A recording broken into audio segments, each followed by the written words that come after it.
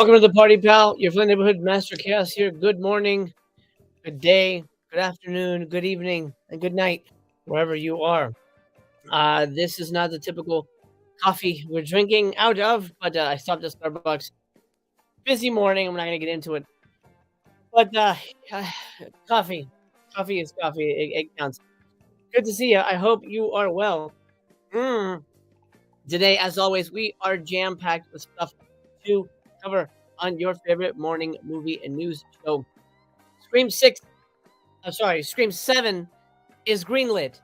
They've announced Scream 7 is happening.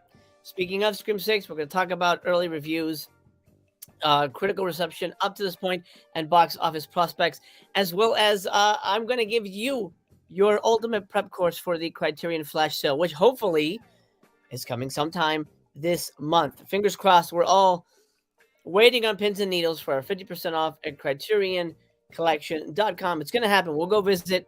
I'll give you my recommendations. We'll see what's out now that you can take advantage of when the sale does drop, which may at this point be sometime next week. I'll cover that in detail when it does happen. Also, for you Vinegar Syndrome fans out there, I will be providing you with a review of Bio Zombies, which I just watched, and we will talk about it. I unboxed it last episode. I hope you watched that one. That was a lot of fun. Give you my review on that, as well as talking more in depth about other bits of movie news, specifically the fact that it sounds like Kevin Feige has lost his Star Wars movie, which is shocking to me. We're going to take a look at SRS Cinema's March release, not their May release, their March announcements, as well as Umbrella's May releases, which are interesting, to say the least, price-wise, and they may tempt you to keep your wallet shut.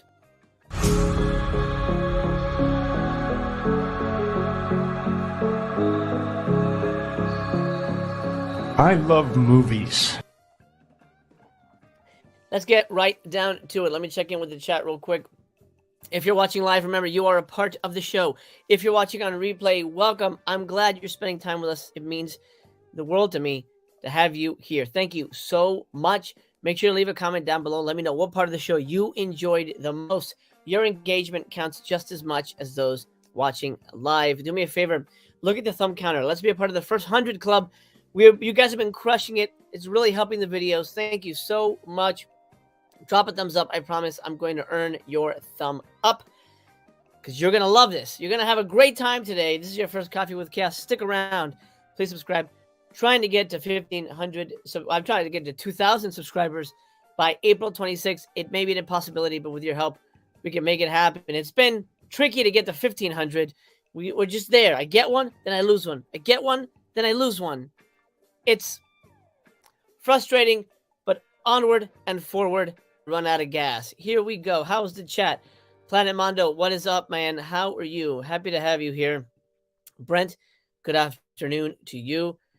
Oh, Mel, my favorite podcast that's not a podcast on YouTube. Mel, you rock. I'm glad that you are here. Blugga, did you go see Scream 6? No, I did not.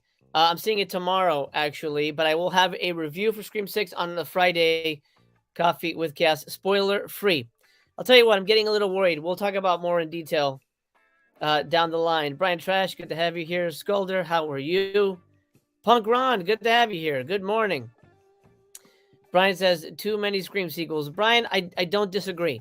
The more sequels, the more iterations, the more chances for it to fuck up. So I'm with you on that.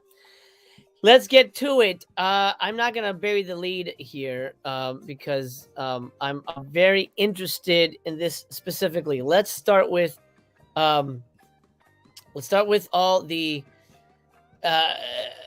box office goodness that is to come for the weekend. I have to start there because I think that's sort of where my interest is at the moment. Hopefully your interest is there. Come along with me. Let's check out the buzz around town. I'm ready. I hope you are as well. Peep this from Deadline. Scream 6 stabbing at franchise best 50 million plus global opener. That is, I'm going to hide this article. This is a prediction. This, of course, the movie hasn't opened yet. There's no box office, but this is what it's predicted to bring in.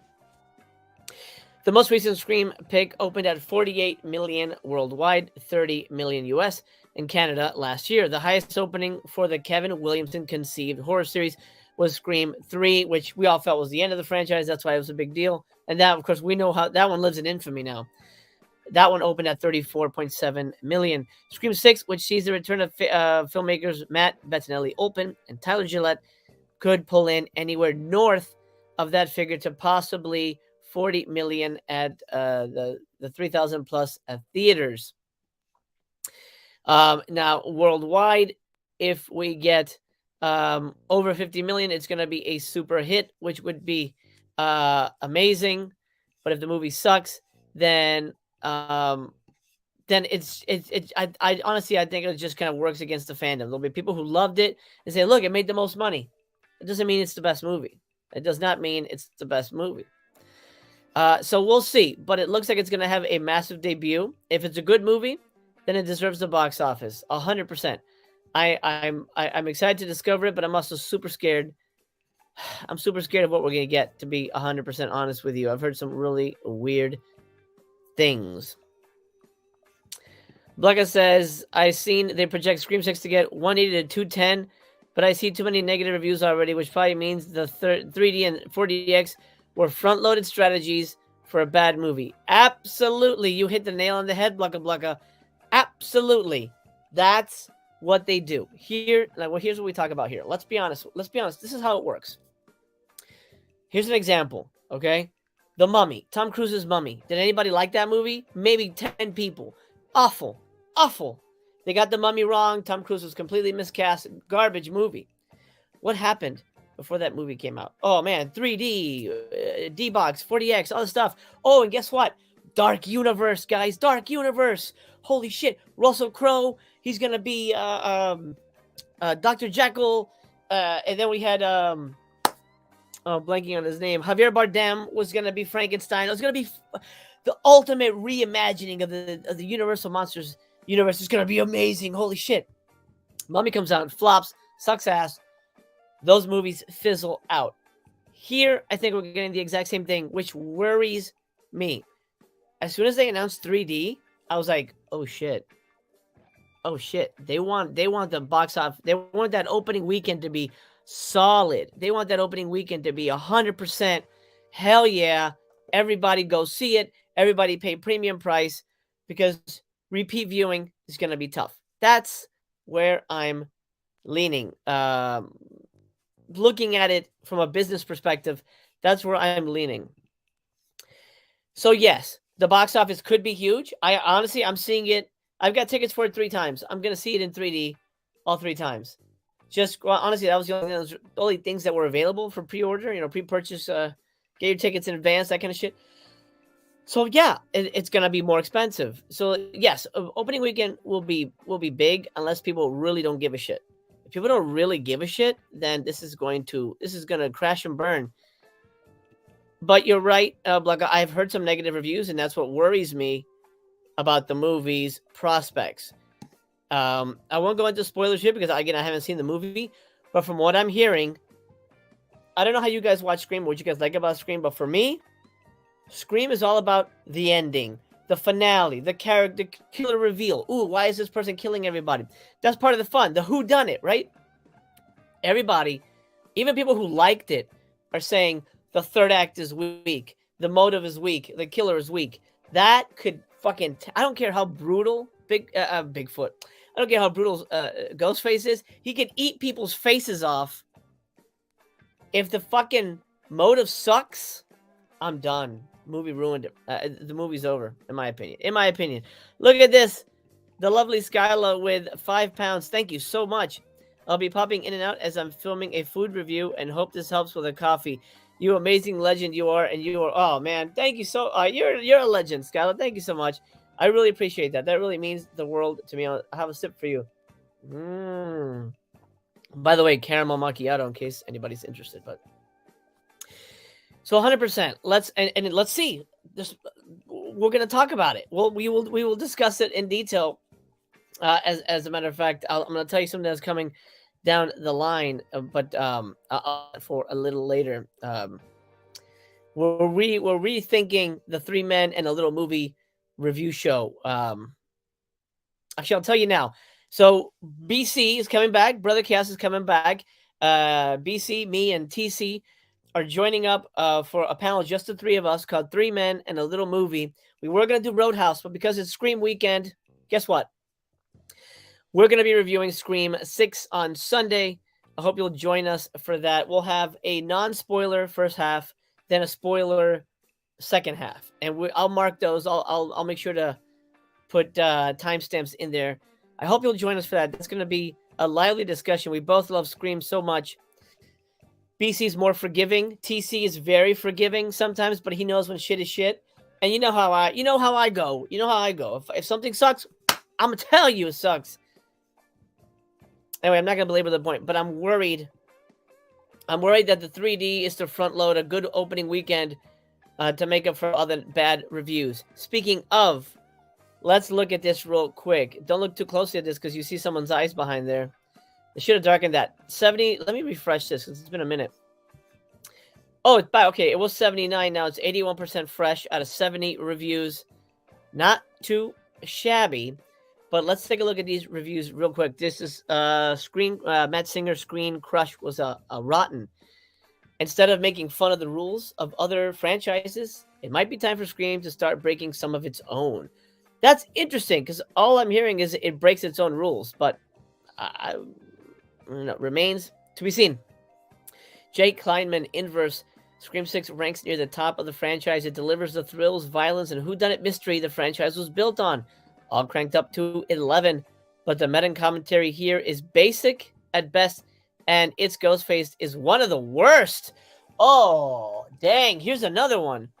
That's another one. The worst Ghostface. That sucks. That sucks. Let me find... I know there's another rotten... Let's see. Here we go. Comic book movie, Mark Cassidy. Holy shit.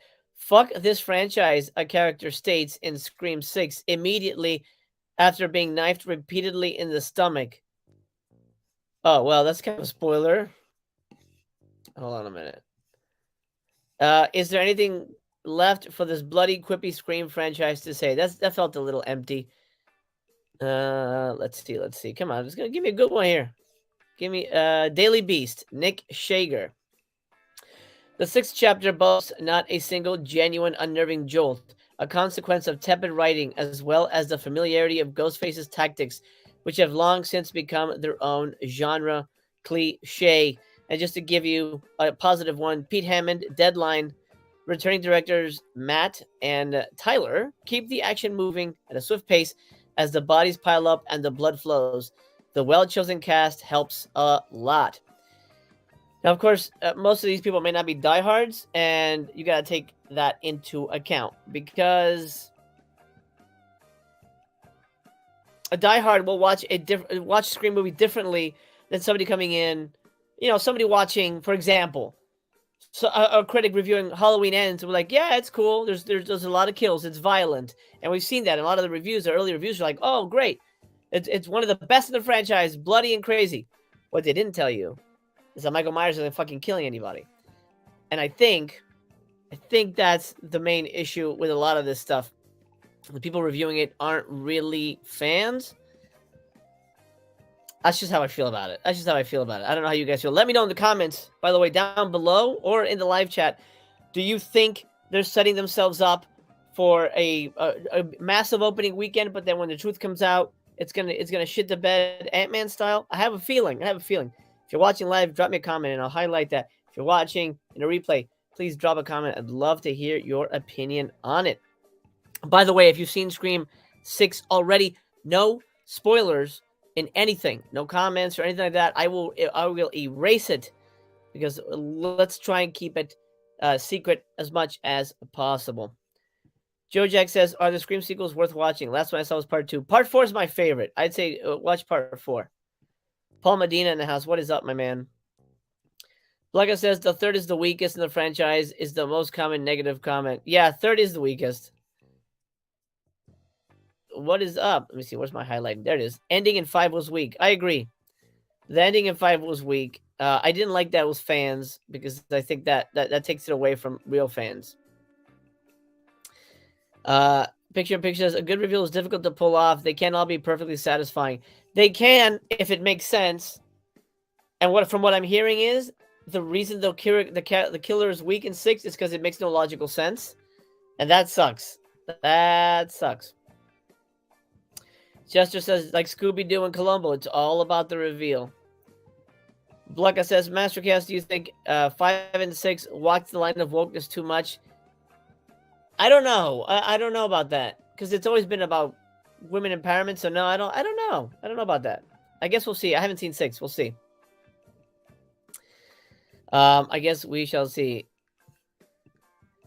Pictures. I just wish it was in Paramount Plus again. That was great. Oh, and that was another sign. I was telling people, if we hear Scream 6 going day and date to Paramount Plus, that's a sure sign we have a turd on our hands, like Halloween Ends, right? What happened to Halloween Ends? Hey, we're dropping it to streaming too. So there you go. There you go. Luckily, that didn't happen. Punkron says, do you think any legacy characters will show up? Well, Punkron, I don't know if you've seen the trailers, but Gale is here, as well as Kirby, who somehow... Well, I'm not going to give anything away. Kirby from Part 4. That's all I'll say. Those are the only 2 legacy characters. And I guess if you count the people from Part 5, but I do not. Anyway, here's another sign, and then we'll move on, I promise, from Scream 4. Or, Jesus, Scream 6. Here's another sign that they're worried. Remember when I told you at the end of The Mummy, oh man, or not the end of The Mummy, before Mummy came out, they're like, oh shit, sequel coming out. Franchise. It's going to be the Marvel of Universal Monsters. This was announced March 6th. Scream 7 greenlit and will film this year. We're in March, people. We're in March. They would have to film this shit really fucking fast. I mean, unless they'd secretly been in pre-production this whole time, which they could have. They could have been. 100% could have been. But for them to film this quickly is shocking. That's why I think that this is a psychological trick to get people to see 6. Let's read the article and then we'll discuss it. Let's see. The newest installment has successfully revived the brand. However, with Scream 6 having been quickly put together, now it looks like Scream 7 is on the way next. The latest installment in the franchise is still several days away from hitting theaters, but fans are already becoming restless as Ghostface's return to the big screen draws near. And now it appears the studio is preparing to meet the demand of fans who want more. We've received news from our sources that a follow-up to Scream 6 has been officially greenlit, tentatively titled Scream 7, is being prepped to shoot this year. It looks like the studio hopes to give this film a shot. Hope to have this film shot and released as quickly as its predecessor. Rushing a thing is never a good idea. So there's not much info except the fact that it's been officially announced. Scream 7. Let me know in the comments if you think that sounds like a desperate ploy to get people, hey, go see Scream 6. Look, 7's coming out. You're gonna be out of the loop. You gotta see 6 so you're ready for 7. If 6 tanks, 7 won't happen. That 100% was gonna happen anyway. But the fact that they pre-announced it, to me, is more of a heads up. Like, oh shit. This movie sucks. Those reviews aren't good. 7's coming out, guys. And I hate to be cynical about it, but I work in this industry. I know how these people do it.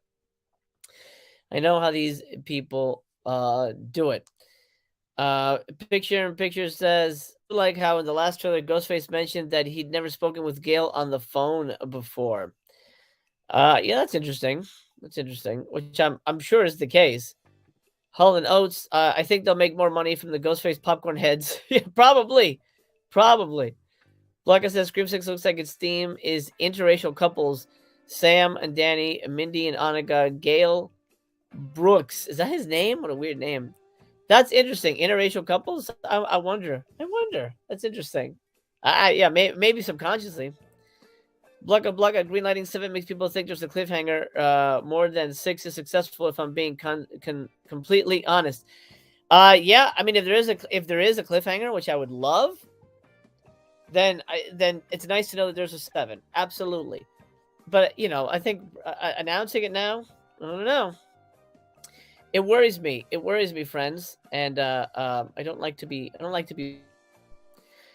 like to enjoy things. Anyway, that's it for Scream. I'm not going to belabor the point, but it's shocking. It's shocking to me that the early word is the third act sucks, and it's gory, but that doesn't really do anything to me. And then 7 is announced, and that's almost good news and bad news wrapped up in one. Now, speaking of good news and potentially bad news, let's talk Mel Brooks. Mel Brooks' History of the World Part 2 has a star-studded cast, but should you watch it? Did you know this was a thing? If you've never seen the original History of the World Part 1, it's amazing. Mel Brooks movie, fantastic movie where he sort of like retells historical events through the Mel Brooks lens, in a sense. Very funny movie. Not one of my favorites, but it's a funny movie. Anyway, it's got huge fandom. And now a sequel. How do I... There's a lot of ads here, so I do apologize. Get ready for a whole new education from Mel Brooks. The legendary 96-year-old comedian is still working on his latest project. Is a sequel over 40 years in the making. Hulu's History of the World Part 2. Now, why is it on Hulu? You'll find out in a moment. With the help of several top comedians and the vast riches of world history, Brooks brings his satirical style to the streaming era with his new sketch comedy series. It's not a movie. It's basically a TV show. Excuse me one moment. Sorry about that.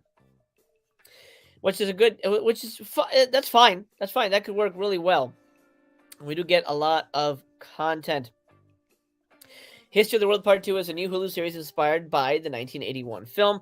The original film featured a series of comedy sketches set in ancient and recent history, such as the Old Testament or the French Revolution. It had everybody in Madeline Kahn, Gregory Hines, of course, Cloris Leachman, narrated by Orson Welles. The new series, as Brooks helpfully explains at the beginning of the first episode, offers more of historical sketches in Brooks' style, now written and performed by a who's who of comedians, Nick Kroll, Ike Barinholtz, Wanda Sykes. Oh God, Wanda Sykes. And these are eight episodes, half-hour installments apiece. Let's talk about the rest of the cast here, which is kind of amazing. Seth Rogen, Jack Black, Sarah Silverman, David Duchovny of all people. David Duchovny, all right. Ken Marino, I love Ken Marino. I love Joe Latruglio. Danny DeVito, Richard Kind, he's amazing. Josh Gad, Rob Corddry, David Wayne, Taika Waititi, he's in everything, I think. And Johnny Knoxville, of course, one of the great comedians of our time. And so they give an in-depth review. I'm not going to belabor the point, but here's basically what they say. For some, especially fans of Brooks and the movie, the laughs may be there, but most of the time it falls flat. It's hard to connect the original with what Brooks' collaborators are doing here. Part 2 feels like an ode to an age of Comedy Central sketch TV shows that has come and gone, particularly like The Kroll Show. But that kind of comedy is seemingly missed enough, or Brooks is revered enough, that half of Hollywood decided to stop by for a cameo. It's all a bit obvious and easy, too lowest common denominator in some parts, but too full of itself in others.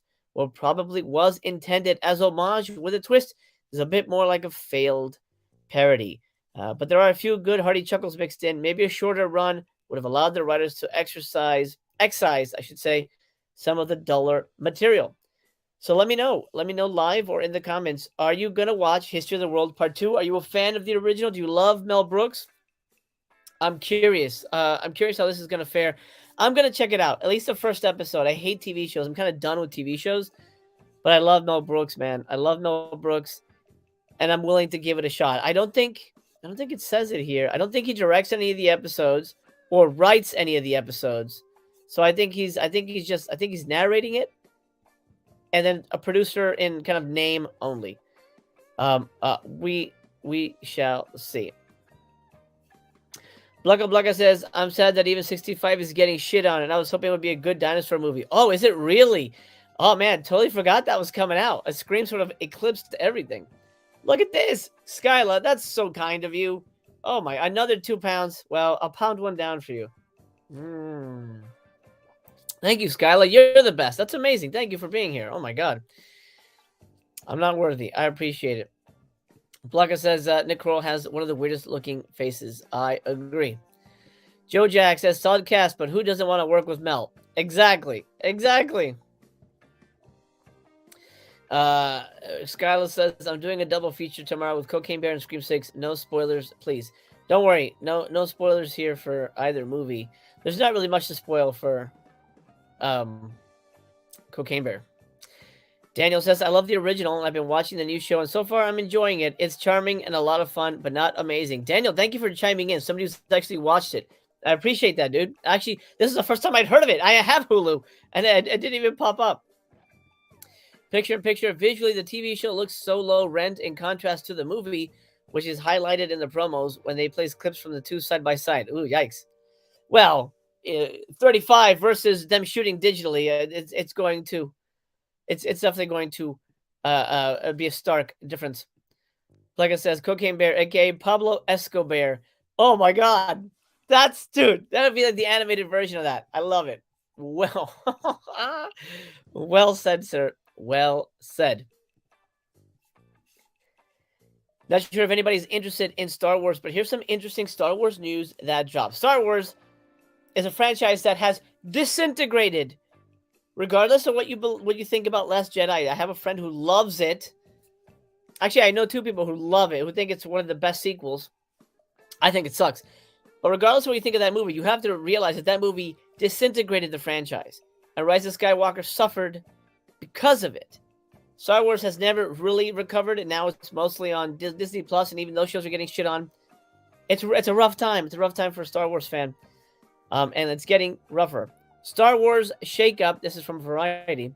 Kevin Feige and Patty Wonder Woman 84 Jenkins have their movies shelved, and Taika Waititi looking to star in his own Star Wars film. Oh my god. All right, I'm going to skip most of this article. I won't belabor the point here, but it's basically talking what I just said. The shit just fell apart.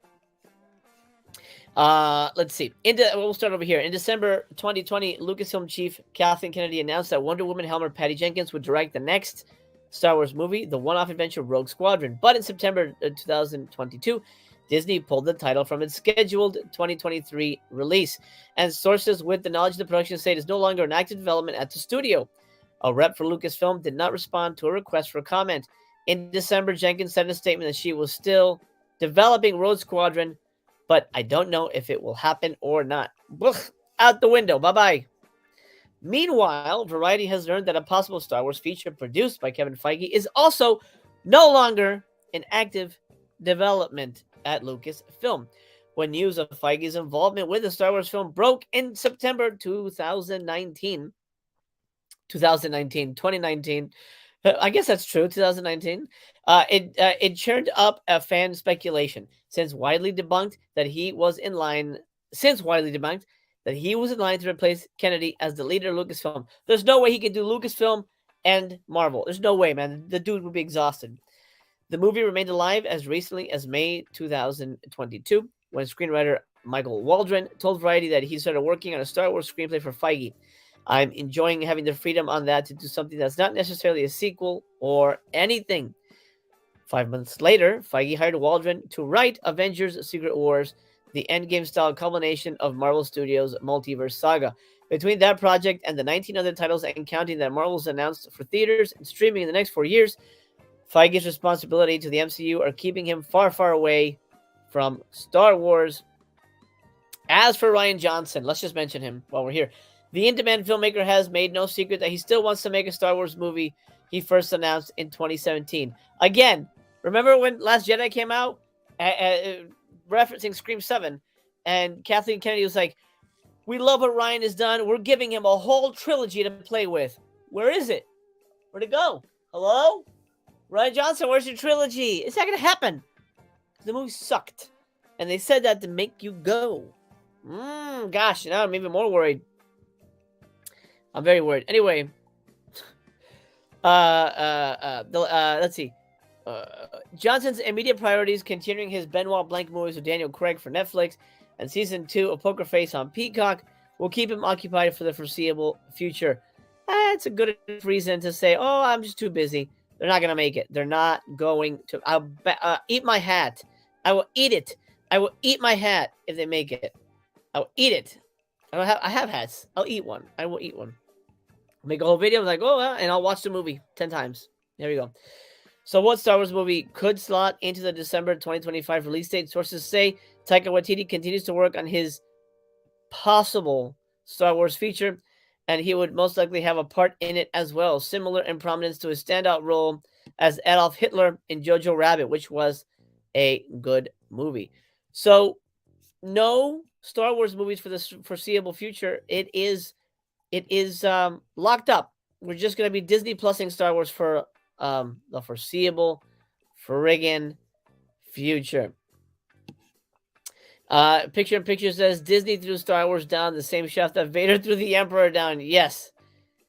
Absolutely. Absolutely. Like I said, I heard Jon Favreau was taking over Star Wars. That's been hinted at for years, but so far he's just a Mandalorian guy. So we hope somebody else will take it. Punk Ron, Kathleen Kennedy is leaving Lucasfilm in May, so it'll be interesting to see what the new execs does. Oh, is that official? I hadn't heard that. She's leaving in May? I hadn't heard that. That's interesting. That's interesting to me. I had not heard that. That is very, very interesting. Let's see here. Jason, what's up? He says, I want to see the story of Salacious Crumb. Now he became Jabba the Hutt's jester slut. He might. That might happen. That might happen. Who knows? Who knows? Like I says, I might have liked the new trilogy more if they just stuck with the Snoke instead of doing. Yeah, I agree. Killing Snoke was a huge punch in the nuts. Brian reminding everybody, hey, you, hit the thumbs up. Let's get to the first 100 club, guys. Let's get to be a part of the first 100 club. Those are the ones I love the most. No, I love everybody.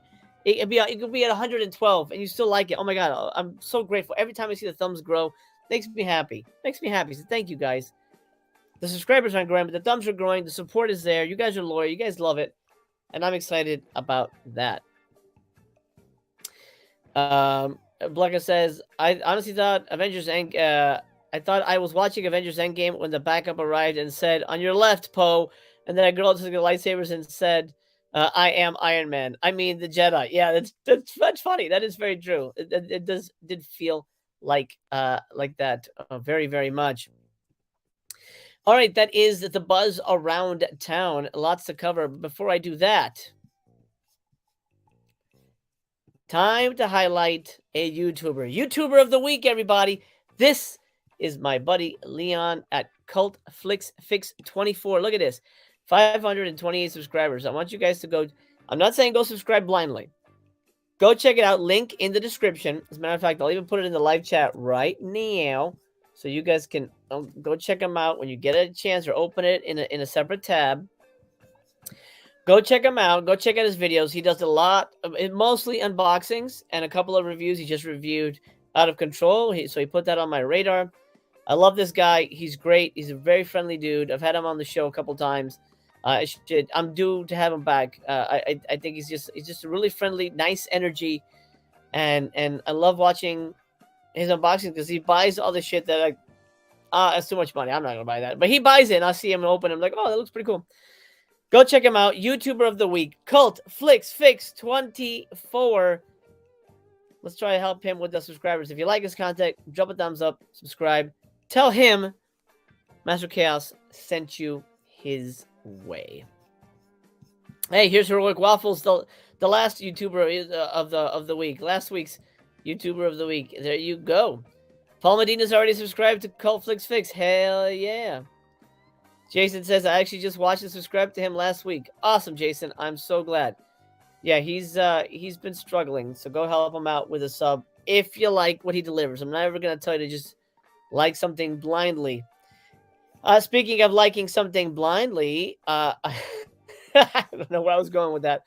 I gotta work on these things. Anyway, you know what? Let's take a break. Let's get some fresh air. It's time to go out and about. Will you go out and about with me? I hope so. I hope you will. Where is the video? I'm going to find this video and we're going to go out and about together. Oh man, I can't wait to take you out and about. But first, I want to say thank you. I appreciate you being here. You guys rock. You roll. You rule. If you're new here, do consider subscribing. The goal to get to 1,500 subscribers as of a few days ago vanished. We didn't get there. Could we get 500 in a little over a month? Possibly, but I need your help. Let's go out and about, shall we? Join me on a visit to Alien Con. That's right, Alien Con is going to get nuts. It's a cold and rainy Sunday morning, and I'm here at Alien Con in Pasadena. That's right, a convention all about aliens and UFOs and all that good stuff. I'm into it. I hope you are too. Let's go take a look. Behind me was badge pickup, but I wanted to show you this ground floor. This is another part of the Pasadena Convention Center. A long time ago, me and Mr. Chaos put on our own convention. It was here in this space. It was called KidCon, and it was a wonderful, exhausting time. I may do it again sometime, but good memories down here. Also, crushing memories, but it happens. Let's hit the floor. Behold the convention room floor here. We'll take a look at all the booths, at least the ones that I think will be interesting for us. Look at this one. Shaman spears. Hell yeah, I need one of those.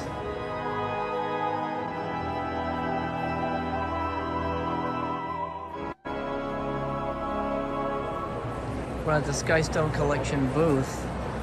Here it says Skystones in this case were featured on Ancient Aliens Season 14, Episode 4. Holy crap, there's 14 seasons. These are Skystones? I'm not familiar. Look at this. Whoa.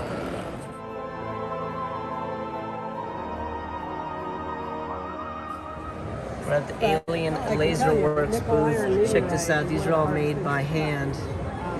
Nightmare fuel for me, but incredibly well-made stuff. Oh, look at that. Oh, that is really neat. And they remind you that made by hand in California, USA, Earth. Go check them out.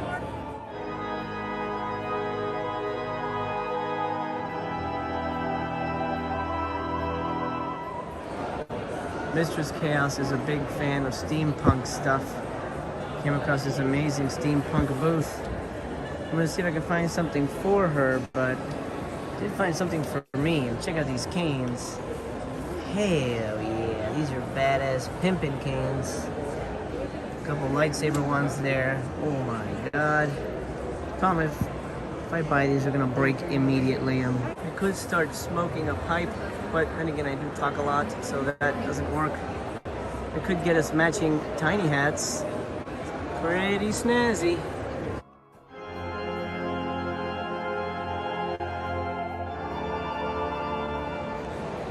Oh shit.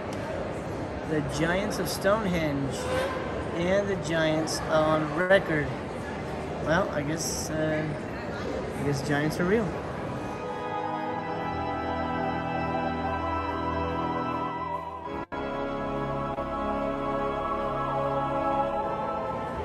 This being Los Angeles, of course, you can't escape Hollywood. We got some autographs on this end cap here for this booth, as well as a nice selection of comics with the pricing displayed there. These are not your usual comics, these are collector's pieces. You got some neat autographs here. Zoe Saldana, very interesting Kirsten Dunst. And then the Potter Boys.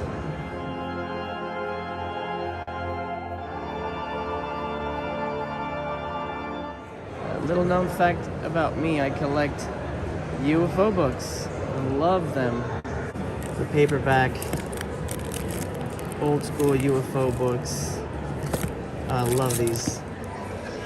Out here there's a little vendor's area, sort of the spill out.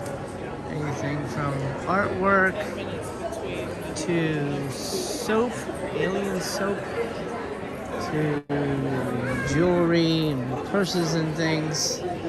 Craniums is here all the time, different conventions. More UFO books. Let's keep a little mask there. Yeah, this is just the spillover from the rest of the convention. Creepy artwork and whatever the heck that is. Well, pal, that's it for AlienCon 2023. I hope you enjoyed coming with me to this out of this world convention. I'm gonna go hit that sushi bar and you're gonna go back to the show. Well, I hope you enjoyed that out and about. The con was a little lame, I'm going to be honest. I'm a big fan of the paranormal and ufology and stuff like that. I still call them UFOs, not UAPs. But overall, it was a little lame. Like, the vendors' booths, it was like rocks and gems and shit like that. I'm like, it doesn't really do anything for me. Most of the books in that bin I already had, so it didn't necessarily... it tickled my nickel, as I like to say.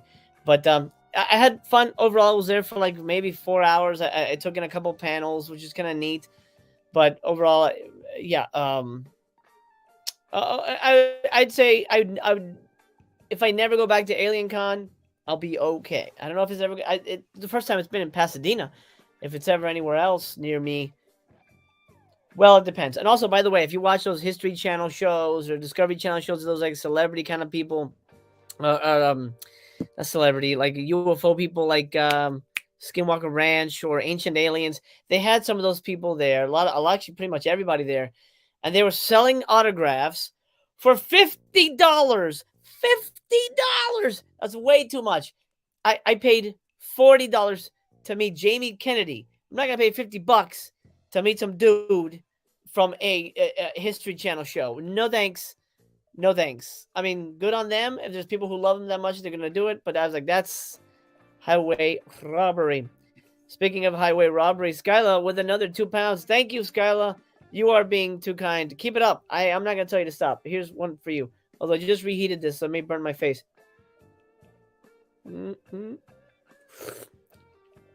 Too hot. Too hot. Let that cool down. Thank you, Skyla. Blugga, I did not meet any aliens. Sean, I have been. I've been to the little alien. I've been to the town of Roswell. I've eaten at the restaurant. I've been to the museum. I love that area. I absolutely have explored all that. Paul says, I'd love to see your channel flourish, MC. I've always enjoyed your content. Truly mean that. Thank you, man. I hope so. I want to see it flourish, too. Blugga, do people still get upset with you filming in public places like that? I've never experienced that. So, no, I guess that's the question. I mean, probably some people have the issues, but I'm good. I think I'm good. So far, so good. Picture in Picture says, too bad the sunglasses from They Live weren't on sale there. They should have totally done that. That'd have been genius. Just regular fucking Ray-Bans. It cost like $5. They Live sunglasses. Amazing. They should have done that. All right, I hope you enjoyed that out and about. Now it's time to get yourselves ready, because I'm going to give you a physical exam. Gird your loins, friends. Bend over. Let's get the party started. I'm going to start with SRS Cinema, because SRS has been pushed twice off the show because just scheduling. And also, I'm not necessarily interested in SRS Cinema. I'm not sure if you guys are, but I'm going to mention it anyway because they're here in the physical media and we got to talk. March comes in savage, never serene with these latest Blu-ray releases. Wait until you find out how much they're charging for a shot-on-video box set. Oh my God. Okay, here we go. This will blow your ass through your teeth. 100% guaranteed. If it doesn't happen, it's probably already happened, and then it can't happen twice. Anyway, this is what they have to say. We have another month of Blu-ray pre-sales from SRS, and as always, the selection is as varied and crazy as you would expect. Headlining March is the approximate 5 to 6 disc release of 10 films from underground filmmaker Jason Impey, not sure who that is, called Visions of Filth. This guy makes some sick and twisted flicks, and most of these have never been released in North America, probably for a good reason. And if we can pre-sell 100 units by end of March, we will do a full-pressed 1,000 unit run of this one. Yeah, right. You'll never sell that. How awesome would that be? I don't know. How awesome would that be? We also have this amazing import full of sex and violence as only the Italians can do in Devil Times 2. I seriously love this movie. We also have a new entry in the popular kaiju subgenre, one that will be exclusive. Here they say exclusive, but I know what they meant. To SRS's site only with Armageddon, Apocalypse Kind. It's a weird title. And last but not least, we have the awesome horror comedy All Your Friends Are Dead. Lots of good blood in good blood. Lots of good blood. That's a weird description in this one, but also a great story that's a must-see for indie movie fans. Check them all out and save a few dollars with the bundle packs. Grab the Ultra or Standard. Let's take a look at the prices for the bundle pack. $130 for this. This is the bundle pack, right? Is there another version? Okay, that's the bundle pack, right? Now, if you just want that box set, I'll tell you how much it costs. Ready? $75 freaking dollars. What? 70?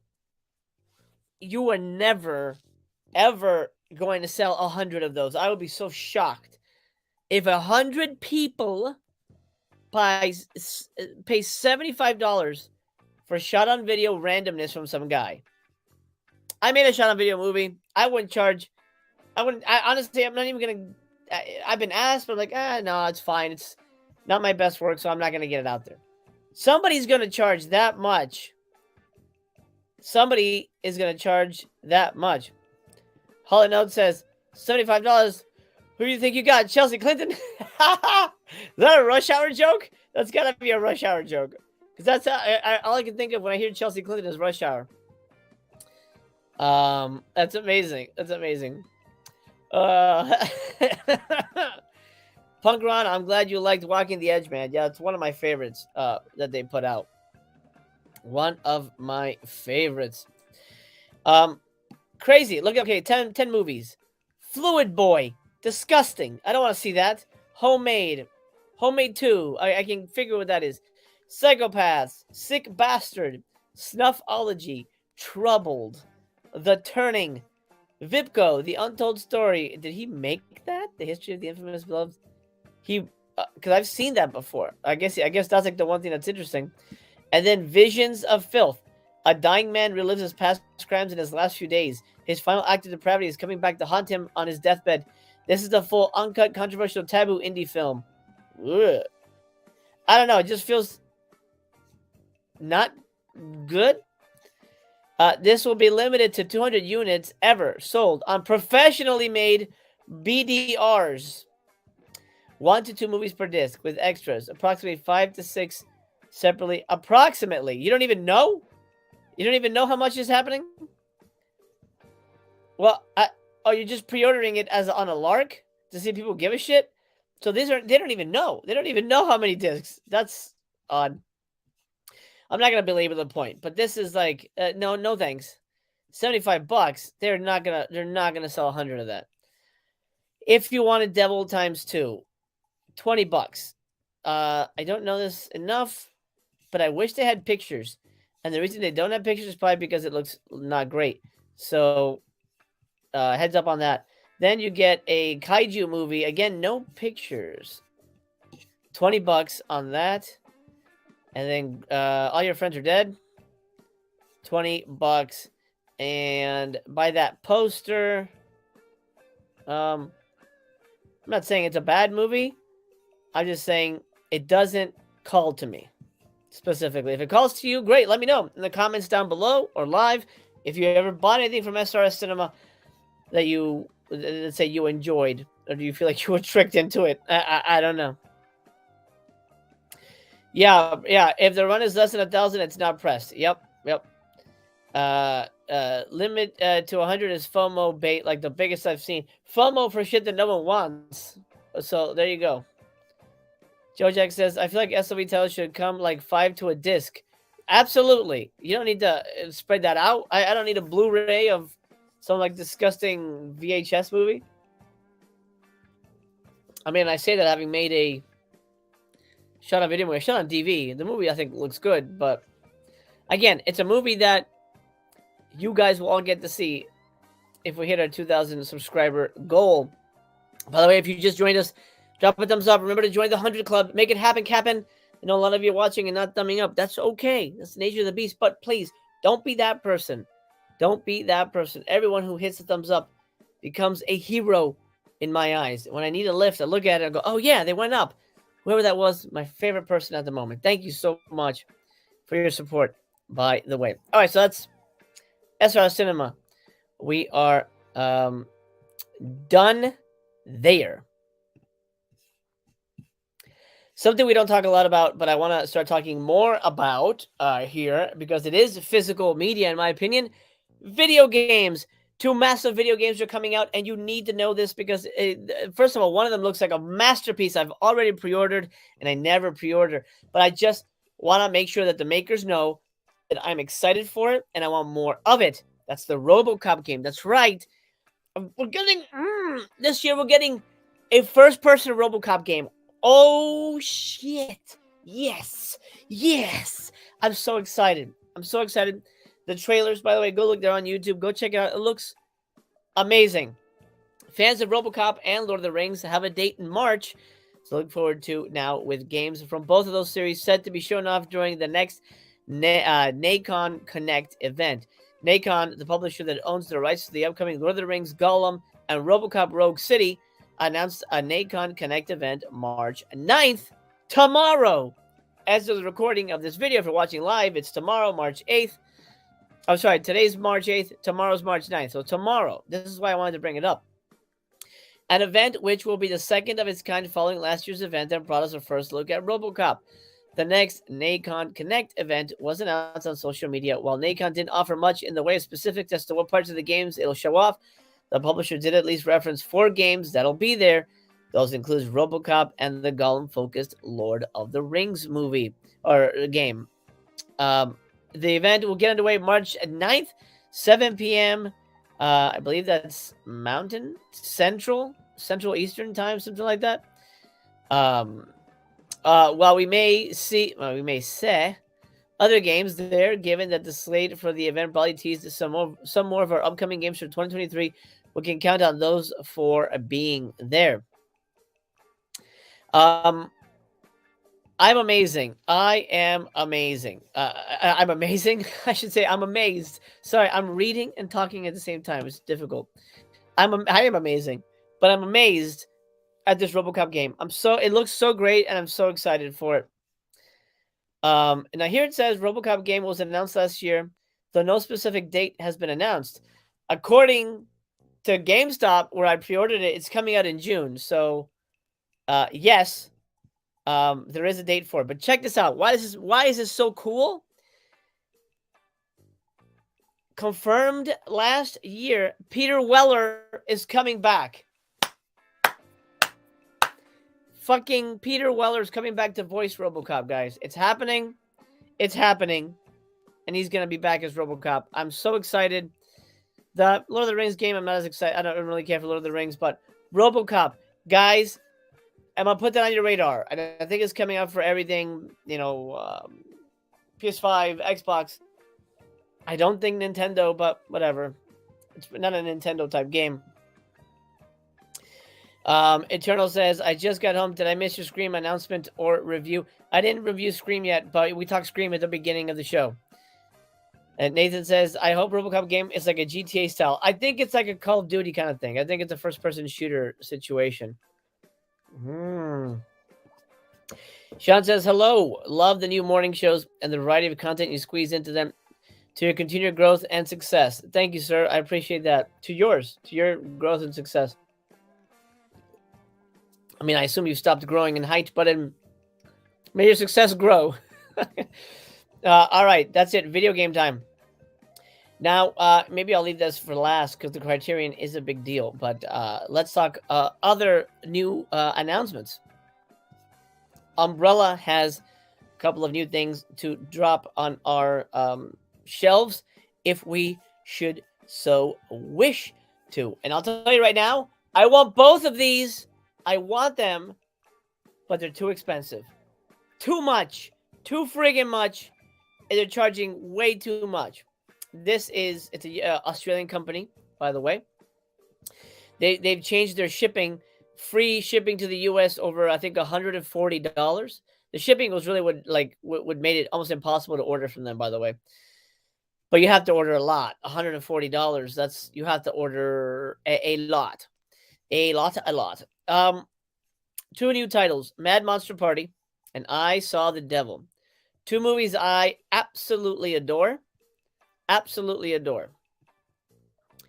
But I do not want to pay $55 for this. Now, Mad Monster Party, you may or may not know, it's a claymation movie. It's one of those like classic Halloween movies. You grew up watching this thing, love it to death. But $55 does not make me holla. I wish there was a way I can't select it, but we'll just look at it like this. So you get a set of 3 enamel pins. I don't need that. I wish there was a way to just get the movie with the slip. Can I just get the movie? I don't need other crap. You do get new Easter egg. I wonder what that means. I hope it's like an extra movie or something. Anyway. You get a Mad Monster Party comic book. That's pretty cool. Is that real? Wait, hold on. Is the comic book reprint? It's a reprint from 1967. Holy shit. That's actually pretty badass. I didn't know they had a comic for it. What else do you get? Oh, there's the case, and you get, I believe, a poster. Is that artwork? Is that the slipcase? I'm not sure what that is. But you get a ton of shit. Custom slipcase, replica comic, 3 collectible pins, A3 reversible poster. That's a new term for me. I'm not sure what that is. Custom artwork, sticker sheet, then limited edition. That's not an extra. And then a ton of stuff for the movie itself. This is a really, really fun little movie. A DVD talk says full of goofball gags and all kinds of horror movie puns. Mad Monster Party is as silly as it wants to be and as silly as it should be. And going along with it makes me want to be silly too. Now, I already have a Blu-ray of this. I do like some of those extras, but I don't know that I want to take advantage of it. Just to get the little goofy kind of like thingamajigs. Jason says, I Saw the Devil and Bittersweet Life. I had a 25% off code to burn through. Oh, nice. Well, congrats on that.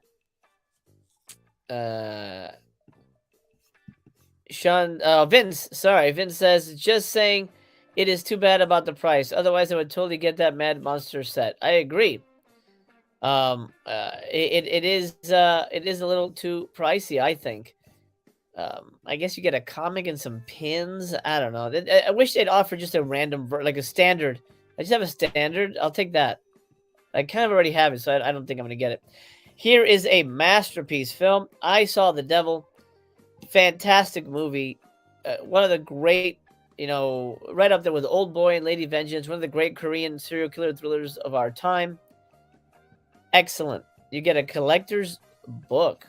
What is that about? And then I guess that's the slipcase. Oh, that's so beautiful. My God. You get custom artwork slipcase, 48-page booklet, 8 art cards, and which again, I do nothing with those art cards, and a poster. The Cat Ellinger does a commentary track as well as some deleted scenes. Oh, that's interesting. Man, it's a good damn movie. And I don't have this one. Choi Min-sik from Old Boy himself is in it. And Lee Byung-hun, who's in A Bittersweet Life. They're amazing in this movie. Kim Ji-woon, that's a guy we don't hear about a lot. I want to see what else he's up to. I Saw the Devil is awesome. Gets a 5-star recommendation, guys. But $55, that's tough. Let me know in the comments if you would pay $55 or if you've ordered it. I don't know, man. Punk Run says, I finally pulled the trigger on the second sight, Martin and TCM 4Ks. Cool, man. I hope you enjoy them, and I hope the upgrades are to your liking. Martin is a movie I could just never get into. I don't know. Martin just never works for me. But a movie that I don't think will benefit from 4K either, to be honest. But people like it. I hope people enjoy it. There you go. That's to put that on your radar. Umbrellas, Mad Monster Party, and I Saw the Devil, both $55, both including a ton of stuff that you will probably never need, but it's nice to have, I guess. $55, man. Jeez.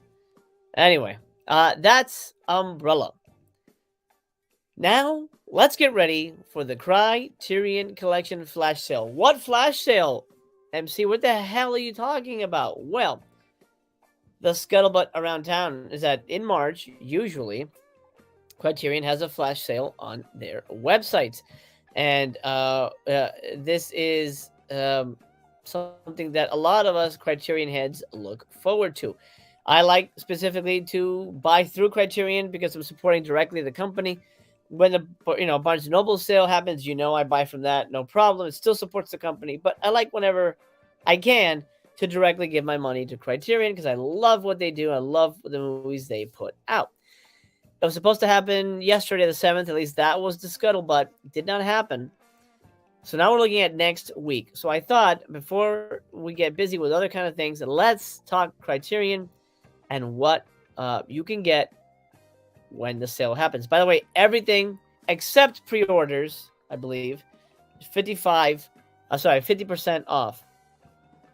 Let's look at the new releases because these will all be eligible for 50% off. Mildred Pierce, that literally just came out yesterday. Hollywood Shuffle. 2 films by Marguerite Duras. Dazed and Confused. Romeo and Juliet, that's one I'm definitely getting. I saw that in school, man. And there was like boobs in that. And I was like, what?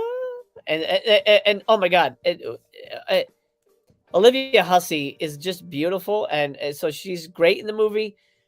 And I love Romeo and Juliet, the story in general, so I'm gonna get it because I have fond memories of seeing boobs in school, and it's a solid ass movie, absolutely solid ass movie. Imitation of Life is another one I may pick up. That's gonna be on sale. Baron Munchausen 4K. I don't know if I'm gonna pick that up. I'm a little on the fence about that one. I liked it, but I don't know if it stands up to rewatch, to be honest. Cooley High will be available. I may grab that, but I might do a TVYB because I remember liking it, but I don't know if I need to own it. You know what I mean? You know what I mean. So in terms of recommendations, there is a lot, and when we get closer to the sale, maybe the sale's happening. If we get an announcement, usually I'm a Criterion channel subscriber. Usually, channel subscribers get a coupon beforehand. Hey, here's a heads up. There's a sale coming. Here's $10. Thank you for being a subscriber. So if that happens, and I'm live or I can do a show, I'll let you know. Hey, heads up, it's coming tomorrow.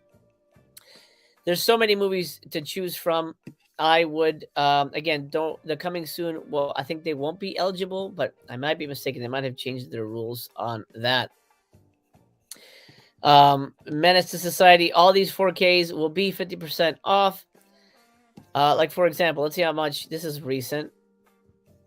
It'll be $20. So there you go. $20. And let's see. I thought they were selling them for 50, but I guess not. No, yeah, $20. Le Cercle. I love this movie, but I'm okay with my standard. I don't necessarily need to upgrade.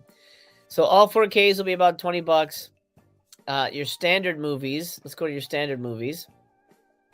All films. We'll do all films.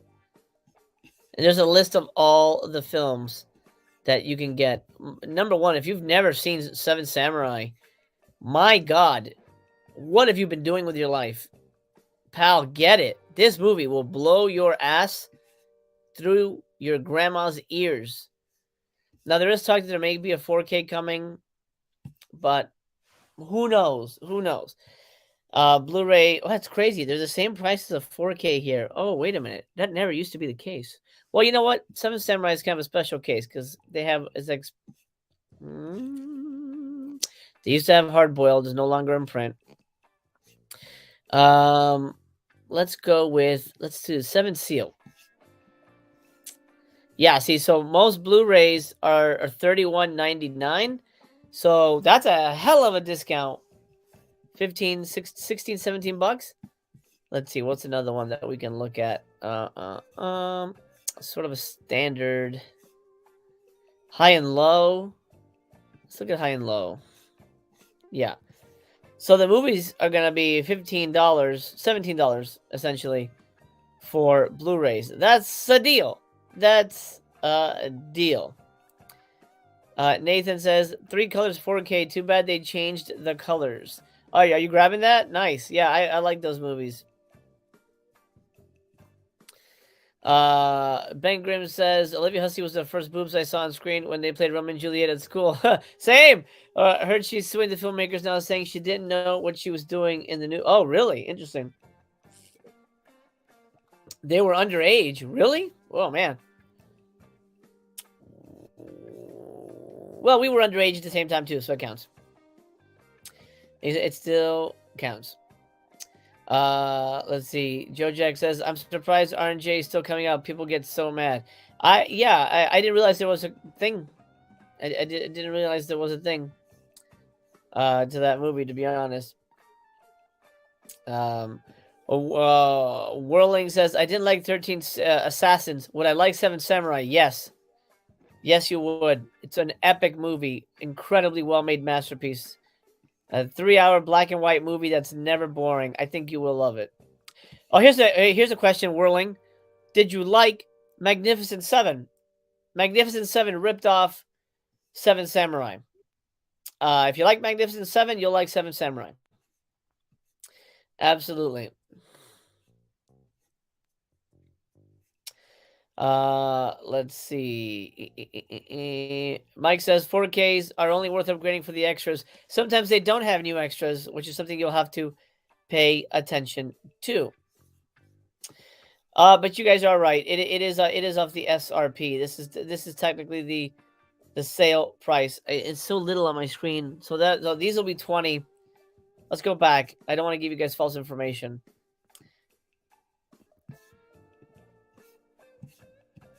My screen is so little. Yeah, they'll be 25. Still a discount. So basically, like if you're buying off of Black Friday, Black Friday for Barnes and Nobles or the July sale.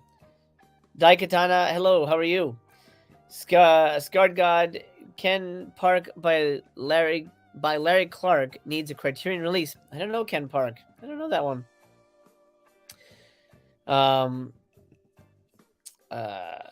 Ben Grimm says, true, but also 50 years later with her saying she was fine with it many times through the years. Oh, yeah, I had no idea that there was a whole conspiracy, or not conspiracy, but like scandal to this movie. Did they cut the nude scenes in this? I doubt they would release it that way. Does it say anything? No, it doesn't say anything necessarily. We went over the hour, by the way, guys. I'm sorry the show's running long, but thanks for hanging in with me. Yeah, but I'll definitely this will definitely be a good seller. I think people will enjoy it quite a bit. Those are the new releases, and again, a ton of films. It's hard to recommend. I've done a couple of recommendation videos here on the channel. Just look for playlists or just literally search up Master Chaos Criterion Collection. You'll see a ton of stuff that you absolutely must have.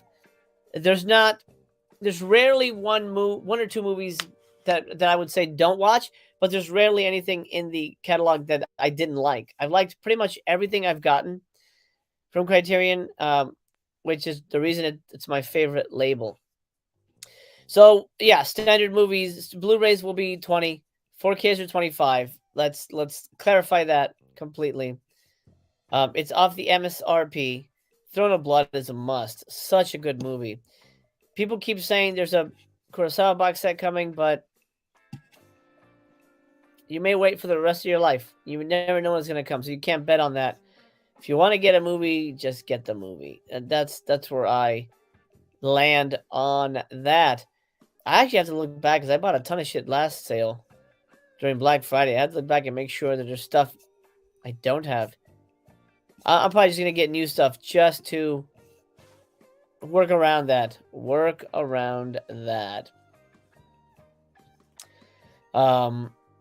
But anyway, that's it. Criterion coming soon. Flash sale potentially next week. If all that's beautiful. I just fucking bought the Blu-ray too. God damn it. Fucking fuck. Just bought the Blu-ray. Damn it. I mean, I think it's fine. It's still gonna look amazing on Blu-ray. And by the way, I recommend you join the Criterion channel. It's my favorite streaming network. They have a Michelle Yeoh playlist. Oh shit! They've also announced that there's a couple Michelle Yeoh movies coming eventually this year. So we'll see. The Heroic Trio movies. Hopefully that will come one of these days. We hope so. AJ Abrams sends us $10. AJ, thank you. So it's the AJ, right? Sorry, my screen's so little. Thank you, brother. I appreciate that so much. You rock. You roll. You rule. That really helps the channel. It helps the video. Helps everything. And it makes me feel like I'm not wasting my time or yours. Thank you, brother. I appreciate you so much. Ben says Teenage Caveman on Blu-ray coming soon. Criterion's put that out. You got. Don't worry. It will. It will. Griff says it's not going to be cut. I believe they had until December 31st to get the lawsuit going, so their people got it into court then. It seems like a scam for cash. Yeah, it's if that's the case, then that's unfortunate, but I really hope that's not what happens. Joe Cat says, I'm not a fan of Criterion box sets always being so big. You mean in terms of like the Godzilla set being massive, or like the Ingmar Bergman set? I don't mind it. I don't mind a big box set if it's going to deliver the goods. I don't mind that. I don't mind that at all. Let's see. Einar, hey, I think you're a new commenter. I don't think we've chatted before. Welcome, pal. As fast as the boutique labels are moving these days, buying one title does not mean you got the ultimate release. 4K upgrades and tons of extra features make it hard not to double dip a lot. That's true. So you either just have to control yourself and not double dip, which is what I do, or wait. And you never know what's going to happen down the line. All right, so that's Criterion Flash Sale coming. Get ready. Go on the site now. Start making your lists. And as soon as the news drops and I can bring you the information, I will. Criterion rules. Speaking of companies that, for the most part, rule, Vinegar Syndrome, I've got a Vinegar Syndrome review for you. We're going to be talking Biozombies in just a, moment. But I wanted to bring this to light. I mentioned this on the last Coffee with Chaos. Death Wish 2 with slipcover is selling out. But I thought it'd be gone by the time we talked again. It's still in play. It was actually, as you saw, it was $241. As of a few hours ago.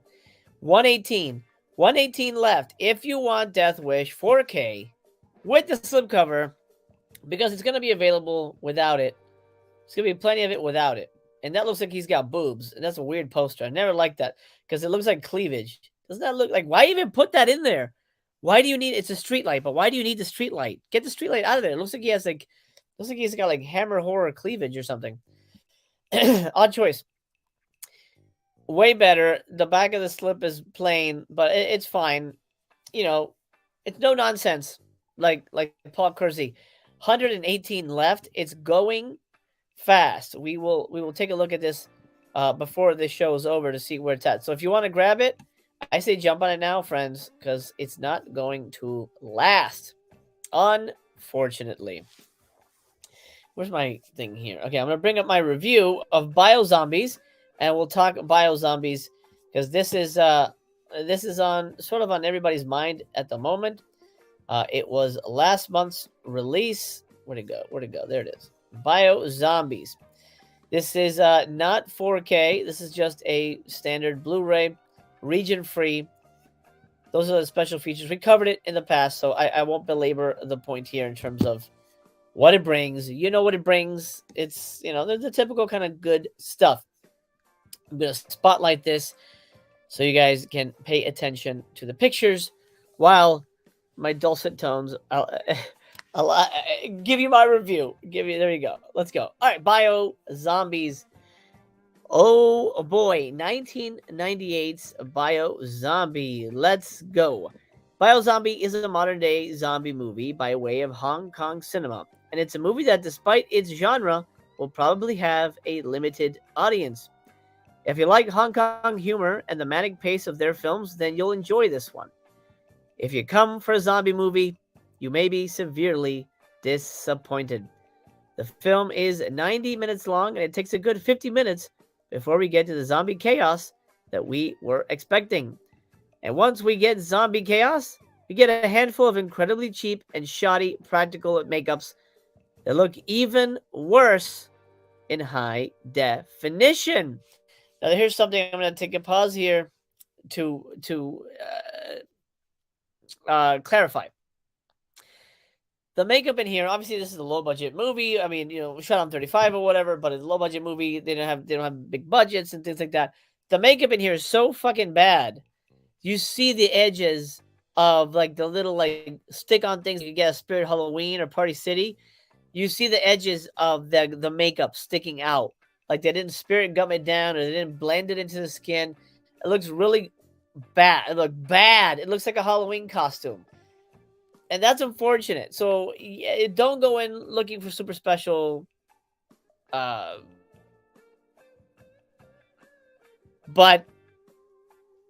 they're there, I guess. They're there, but they're disappointing to say the least.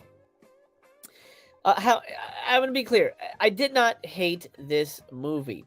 In fact, I enjoyed it quite a bit. But I think I was won over by the unique characters, and that's really a linchpin of this movie.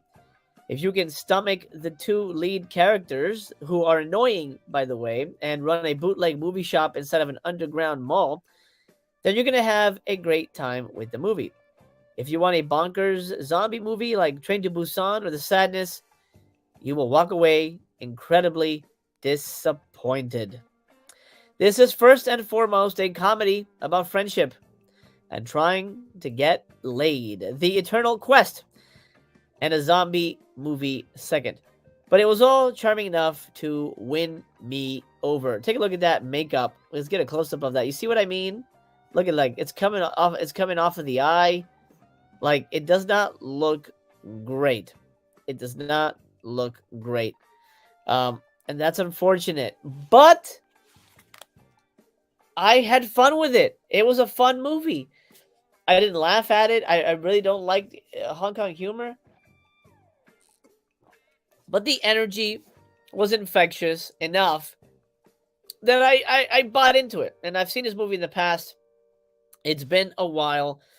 It's funny. Scarred God says, I had the Bio Zombie boot, but it stopped working. I'd like to see it in whole. Yeah, actually, I had it as a bootleg as well initially, back in the day. I remember buying it at a convention and saying, oh, you got to get this. Bio Zombies is great. And, I mean, he's not wrong.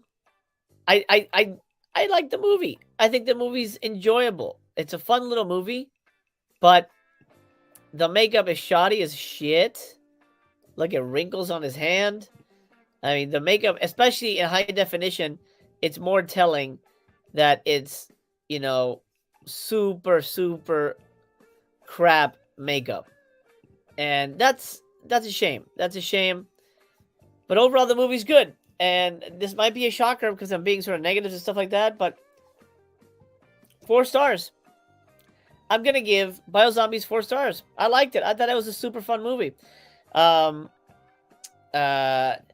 Is the comedy decent? Like I said, I didn't laugh, but I don't really like Hong Kong humor. It's okay.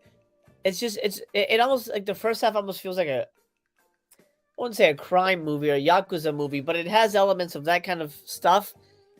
It's not like people falling down. It's not as... The comedy's the wrong, maybe descriptor here. It's not a horror movie. I will say that. It's not a horror movie. Don't go in expecting a horror movie. We'll leave it there. It is not a horror movie, but it's a fun one. 4 stars. 4 stars for a Vinegar Syndrome title. That's pretty good, right? That's pretty good, and I like the slipcover. It's nice. This is a movie I'll definitely rewatch down the line. I enjoyed it for what it is. It didn't blow me away, but I liked it enough that I considered a 4-star, and that's in my book. 4 stars is good. I thought it was good. Special features here are really interesting. There's an alternate ending that doesn't really change the events of the original ending, but are less poetic. I think they went with the right choice in the movie, a more poetic ending. There is a 20-page booklet, which I was shocked to find last time I did the unboxing on this.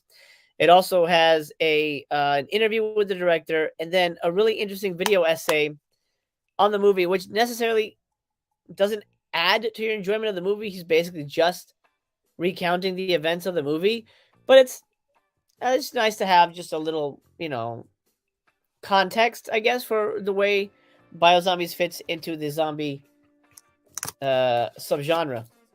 Biozombies, 4 stars. Okay, that's it. I'm gonna check my to-do list here. Make sure I got everything today. We went over. I think I should just make the show 30 minutes from now on, because I don't think I can fit everything I want into this into an hour like I wanted to. Just there's a lot to talk about, a lot to hang about. Hey, we did it. A full boat. Covered the whole dang thing. Einar enjoyed it as well. Yeah, underwhelming, I think is the right term for it. The same problem I had with Primal Rage. Underwhelming, I think, is the right term for that. Very, very underwhelming. Punk Run says, have you seen the 2 movies Terror Vision announced today? Copperhead and End of the Line. I haven't. Did they just announce those? Let's go see them.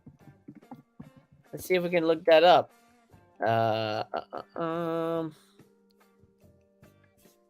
have not heard that.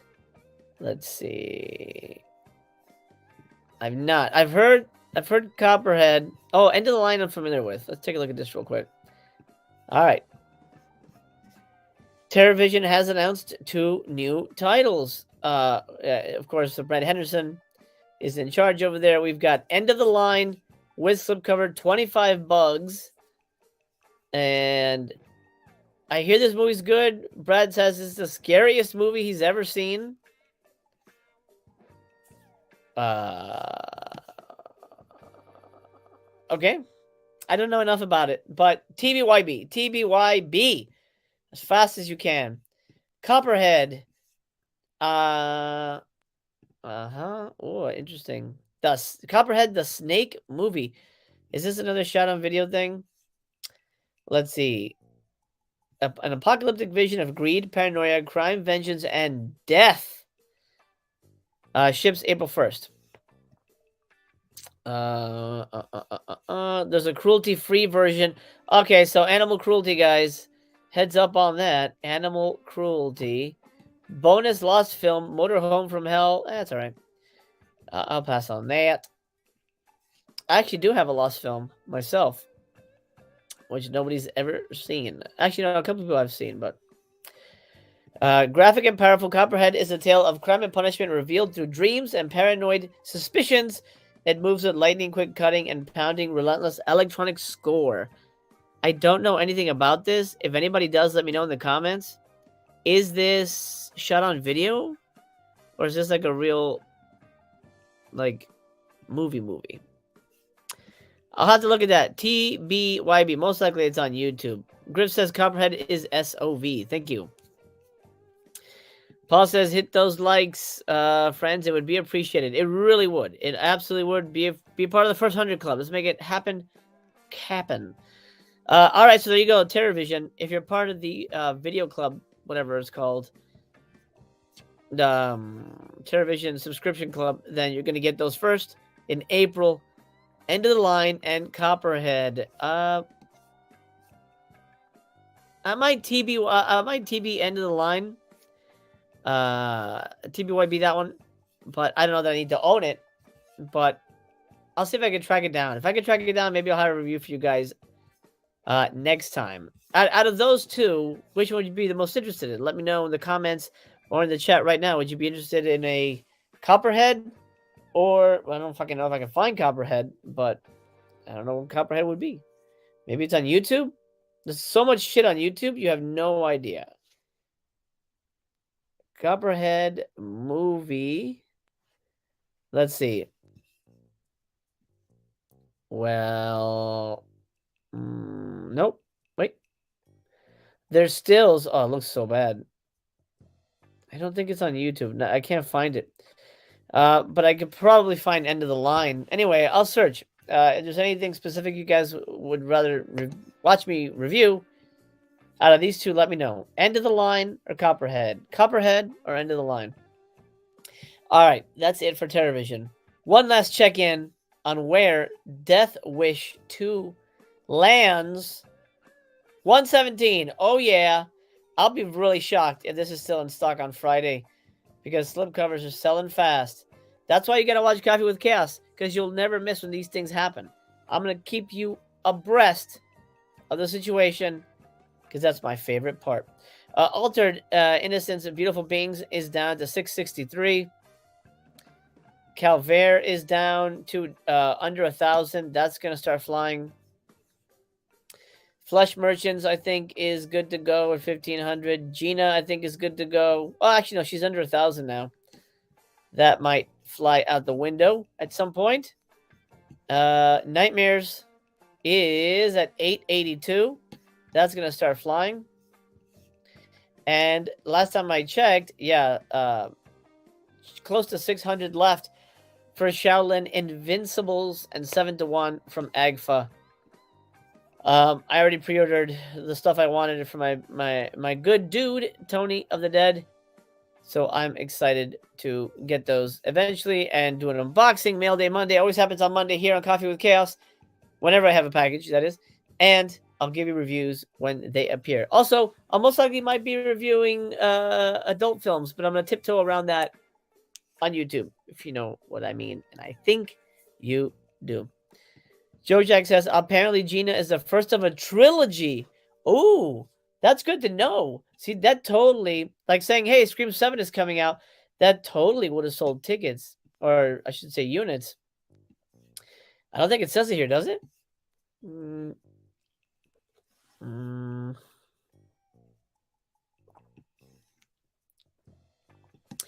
don't like I hate the term hangout movie. That scares me. That means it's going to be boring as shit. Oh, here we go. Yeah. 3 decades before winning the Best Foreign Language Film Oscar for The Barbarian Invasions, Dennis Arcand started his fiction filmmaking career with an informal trilogy. Okay. Looks like Gina's the last one, though.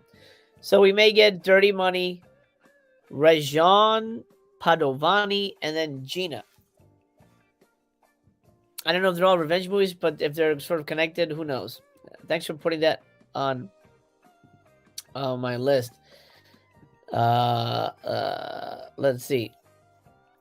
Joe Jack says, no, Disconnected was told by CIP. Told what? I don't know. I must have missed something there. Paul Medina says, I saw End of the Line a long time ago. I remember not liking it. Well, Brad Henderson loved it. Okay, guys? He said it was the scariest thing ever. I mean, I'm just messing around, but he said it scared the shit out of him. I don't know. It remains to be seen. Chris says it looks like a good one. I hope it is. Paul Conway, what's up? Mildred Pierce is great for a woman's film. What does that mean? I'm not sure. Yeah, yes, I guess. I'm not sure what you mean by that, but yeah, I guess it's true. From Beyond standard 4K is down to 15. That's all right. It's a standard. They'll repress. That's not going anywhere. Joe Jack says they're releasing the whole trilogy. Oh yeah. Did I say they did? I was agreeing with you. But yeah. So yeah, I think we're on the same page here. So they're releasing that. All right. So look for Dirty Money and Regine Padovani, and I would look into what those movies are, and that interests you. Grab Gina. Grab Gina by the. I'm not gonna go there. All right, I'm done. What a day! 90-minute show. Lots of stuff we covered here today. Scream 6, potentially Scream 7, potentially the worst movie in the franchise. Oh my God. I'll find out Thursday. I'm going to tweet about it, and I'll put an Instagram post. Make sure you follow me over there. And I'm going to put a non-spoiler Letterboxd review. So follow me down there as well. Links in the description for all of that.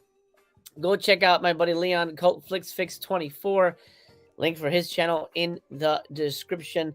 And if you're watching on replay, I hope you have a wonderful day. Leave me a comment. Say, hey, I really enjoyed it. Great job. Or, hey, could you review blah, blah, blah. Hey, could you talk more about blah, blah, blah. That kind of stuff really helps shape the show because I'm doing this for you. This show is designed for you guys. I want you guys to benefit from it. That's why I'm trying to cram everything as much as I can into bite-sized portions so you can get as much benefit out of it as possible. Because if I'm talking about shit no one gives a shit about, that's different. But I like to kind of cover everything so that we all have a good time. And I hope that happens. And I hope you come back because I would miss you too much. Okay, pal, let's call it a day. I will see you Friday for our Friday installment of Coffee with Chaos. Remember, Monday, Wednesday, Friday, I come at you live with the goods. All the news that's fit to YouTube and the reviews that you have come to love from yours truly. You guys rock, you roll, you rule. Are you seeing Scream 6 before Friday? Let me know. I'm curious. I'm nervous. I'm about a little less than 12 hours. No. A little, maybe about 18 hours away from watching the next installment in my favorite horror franchise. And I really don't want to walk out sad. But it might happen. Yeah. Y'all ready?